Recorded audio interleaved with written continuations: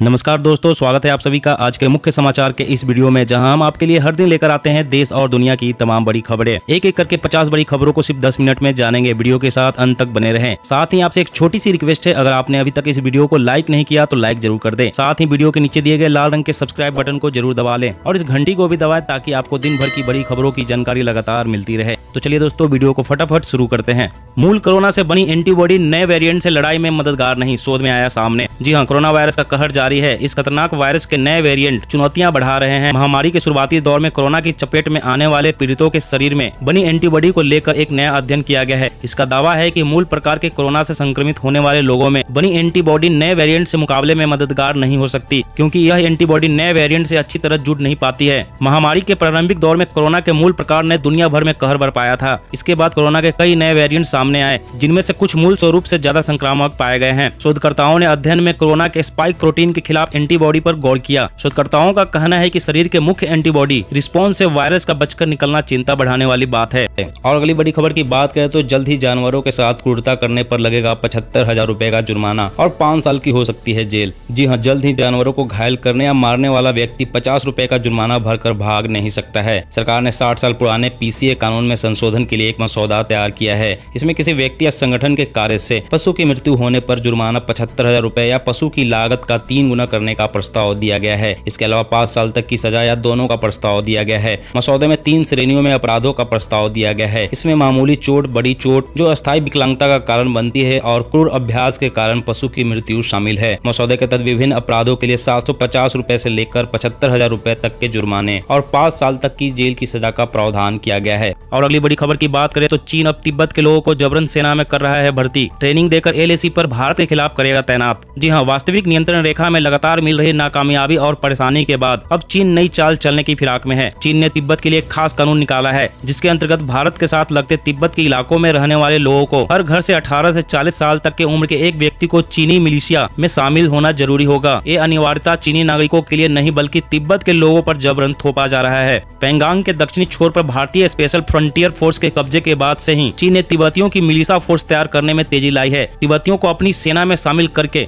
भारत के खिलाफ special operation चलाने की योजना है। इस योजना में अगर तिब्बती सैनिक मारे जाते हैं तो चीन आसानी से दुनिया को कह सकेगा कि तिब्बती अपनी मातृभूमि चीन को बचाने के लिए शहीद हुए हैं। और अगली बड़ी खबर की बात करें तो LED लाइट की रोशनी पड़ेगी महंगी। कंपनियों ने दिए 5 से 10% महंगे होने के संकेत। जी हाँ, आने वाले दिनों में आपकी LED लाइट्स के लिए ज्यादा पैसे देने पड़ सकते हैं। कंपनियों ने इस बात के संकेत दिए हैं कि दाम में करीब 5 से 10% तक बढ़ोतरी हो सकती है। दरअसल कुछ कल पुर्जों पर सीमा शुल्क में बढ़ोतरी किए जाने से बल्ब सहित LED लाइट्स प्रोडक्ट की कीमतों में 5 से 10% तक बढ़ोतरी हो सकती है। खबर के मुताबिक घरेलू मैन्युफैक्चरर्स ने इसकी जानकारी दी है। हालांकि उन्होंने कहा कि वे सरकार से इस मुद्दे के तत्काल हल की मांग कर रही है। ऐसा इसलिए क्योंकि अभी भारत में लोकल फैक्टर्स की कमी के चलते करीब सभी इलेक्ट्रॉनिक डिवाइस का इंपोर्ट किया जाता है। इसलिए LED लाइट्स की कीमत जल्द ही 10% तक बढ़ सकती है। और अगली बड़ी खबर की बात करें तो इन चीजों को खाने के बाद दूध पीने की गलती तो शरीर में हो सकते हैं रिएक्शन। जी हाँ, दूध को पूर्ण आहार की श्रेणी में रखा जाता है, लेकिन तमाम लोग दूध के साथ केला, ब्रेड, बटर आदि तमाम चीजें लेते हैं। आयुर्वेद के मुताबिक ये ठीक नहीं है, इससे आप परेशानी में पड़ सकते हैं। मछली को दूध या दही दोनों के साथ खाने से बचना चाहिए। इससे पेट में दर्द, फूड पॉइजनिंग और शरीर से कभी न हटने वाले सफेद दाग की समस्या हो सकती है। वहीं तमाम लोग सुबह नाश्ते के समय ब्रेड, बटर और दूध लेते हैं, लेकिन ब्रेड और बटर दोनों ही चीजें दूध के साथ लेना ठीक नहीं होता। वहीं बटर काफी नमकीन होता है। दूध के साथ नमकीन चीजों का सेवन करने से दांत खाज का खतरा बढ़ जाता है, इसलिए दूध के साथ तला भुना नमकीन भी न खाएं। अगर आपने मूली का सेवन किया है तो इसके बाद दूध न पिए। मूली और दूध के बीच करीब 8 घंटे का अंतर होना चाहिए। मूली के बाद दूध पीने से स्किन संबंधी परेशानियां हो सकती है।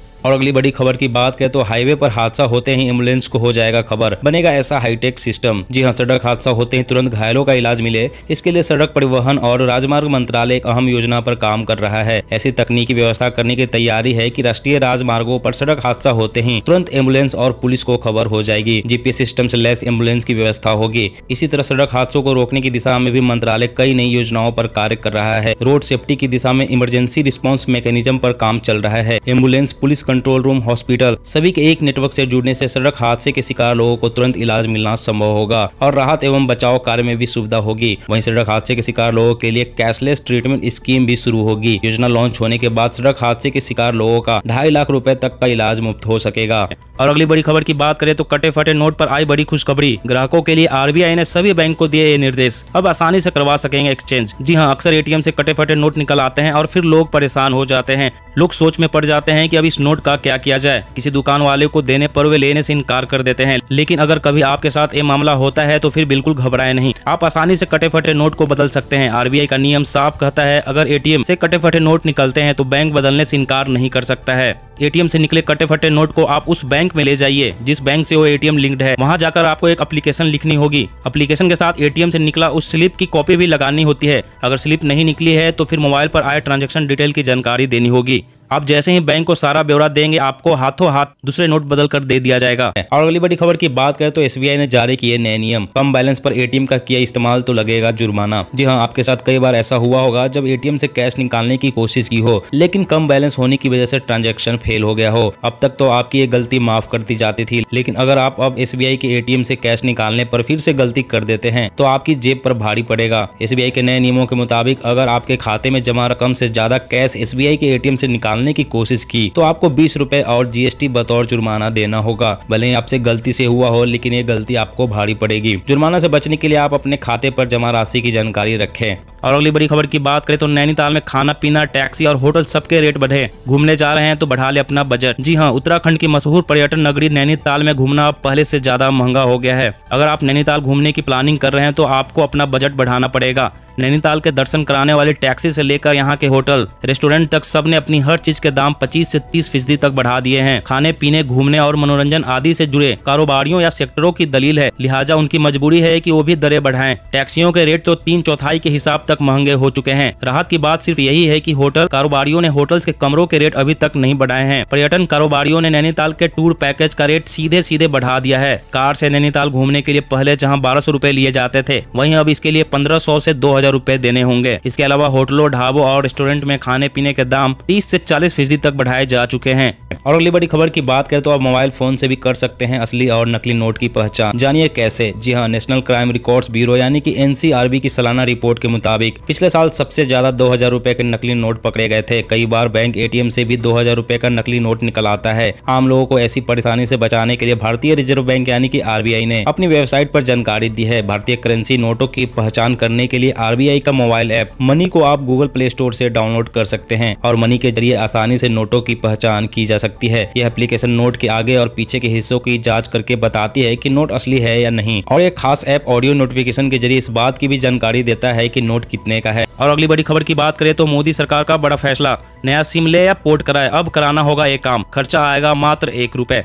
जी हां, केंद्र सरकार ने टेलीफोन, पोस्टपेड या प्रीपेड मोबाइल सिम से जुड़े कई नियमों में बदलाव किया है। अब कोई भी नया मोबाइल नंबर लेने के लिए केवाईसी पूरी तरह से डिजिटल होगा, यानी केवाईसी के लिए फॉर्म या पहचान वाले दस्तावेज नहीं देने होंगे। पोस्टपेड सिम को प्रीपेड कराने या सिम पोर्ट कराने के लिए अब कोई फॉर्म नहीं भरना पड़ेगा, न ही कोई कागजी दस्तावेज देने होंगे। पहचान पूरी तरह से डिजिटल होगी। अगर कोई ग्राहक अपने प्रीपेड नंबर को पोस्टपेड या पोस्टपेड को प्रीपेड में चेंज कराता है तो उसे हर बार केवाईसी प्रोसेस पूरी करनी होती थी। इस नियम को अब बदल दिया गया है। इसका खर्चा भी मात्र 1 रुपए लिया जाएगा। अब सिर्फ एक बार ही केवाईसी करानी होगी। और अगली बड़ी खबर की बात करें तो दिल्ली में बगैर प्रदूषण नियंत्रक प्रमाण पत्र के वाहनों पर सख्ती का असर दिखने लगा है। 1450 वाहनों का 10-10 हजार रुपए का कटा चालान। जी हां, दिल्ली में बगैर प्रदूषण नियंत्रक प्रमाण पत्र यानी पीयूसी के वाहनों पर सख्ती का असर दिखने लगा है। परिवहन विभाग की सख्ती के बाद 1.5 माह में पीयूसी बनवाने वालों की संख्या 10,000 प्रतिदिन से 38,000 प्रतिदिन पर पहुंच गई है। विभाग की प्रवर्तन टीमों की ओर से 7 दिनों में 16,494 वाहनों की पीयूसी की जांच की गई है, जिसमें से 1466 वाहन मालिकों के 10-10 हजार रुपए के चालान काटे गए हैं। इसमें 10 वाहन धुआं छोड़ने वाले शामिल हैं। परिवहन विभाग के अनुसार दिल्ली में 18 लाख वाहनों के पास पीयूसी प्रमाण पत्र नहीं है। इसमें से 13 लाख वाहन मालिकों को जागरूक करने के लिए नोटिस भेजे गए हैं। वहीं चालान काटने का अभियान भी शुरू कर दिया गया है।